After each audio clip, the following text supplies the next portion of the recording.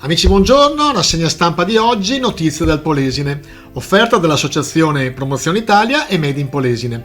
Sponsor della puntata di oggi, la bottega dell'Acqua Viva, in via Po Vecchio 20 a Portoviro, spaccio di articoli ittici.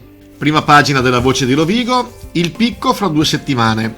Il modello matematico della regione indica a fine marzo l'inizio del calo dei contagi. Lavori pubblici, cantiere sul viadotto della tangenziale di Rovigo. Sono in pieno svolgimento i lavori di ripristino dei giunti di dilatazione del viadotto di Borsea.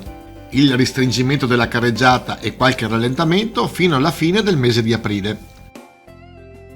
Scuola per i bimbi speciali è più dura.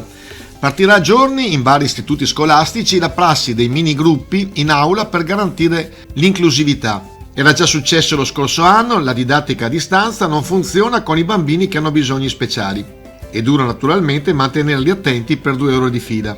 Per loro infatti c'è la possibilità di ritornare in classe con un gruppo ristretto di alunni a rotazione, mentre gli altri continueranno a frequentare a distanza. Gazzettino, prima pagina nazionale, imprese e partite IVA e ristori sui conti entro la fine di aprile.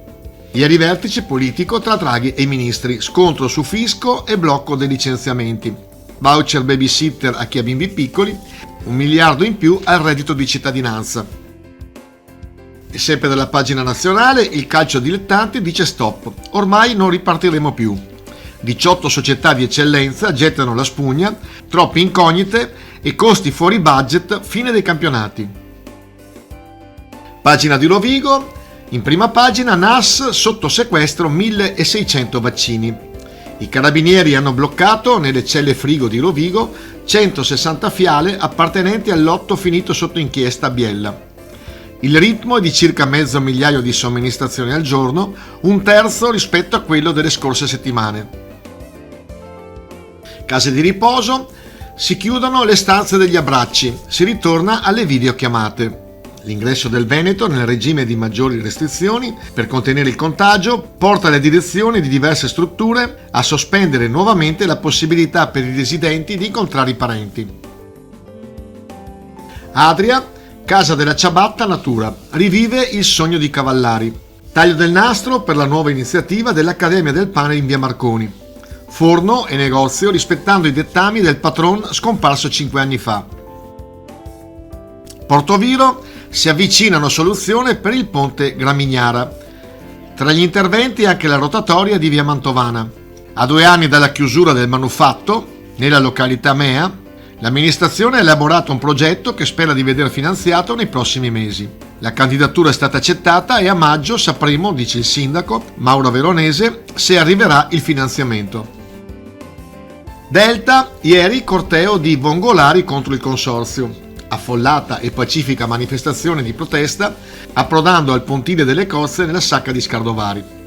Il portavoce Pennini afferma 1500 famiglie senza reddito per gli errori commessi, bisogna cambiare. Lo stupore del presidente Marchesini. Lendinara, fabbrica di marijuana, arrestati i 2 produttori. I carabinieri hanno fatto irruzione in un villino trasformato in una serra. Sequestrati 35 kg di droga, pronta per un valore di 3 milioni di euro. Calcio, il Delta non si rialza. Si chiude con una sconfitta anche la 4ª gara di recupero delle 9 in programma. Un rigore gela la buona partenza dei polesani, ma la prestazione resta comunque sottotono. Charlin Munzanè quindi batte il Delta 3-1 nel recupero della 14ª giornata del girone di andata del campionato di Serie D. Per contro, la buona notizia del Delta Volley. Delta Volley batte Vivibanca Torino 3-0, bottino prezioso in chiave playoff. Sulla doppia rimonta è grande il lavoro di Lamprek, Bernardi e Martina.